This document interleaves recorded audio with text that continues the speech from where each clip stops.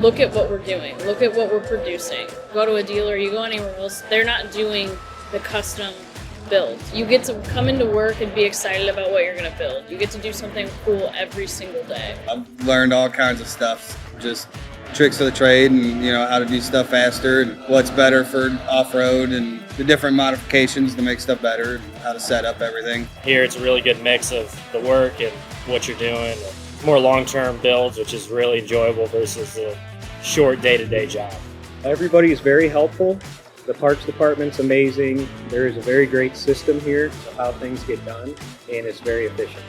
We're not a group of, 45, 50 people. We're smaller, and that keeps us, together. That keeps us a team. No one's pointing fingers. No one's upset. When there's a problem, it's really how, as a team, can we get through this problem? You're not a little fish in a big company. Every voice here matters.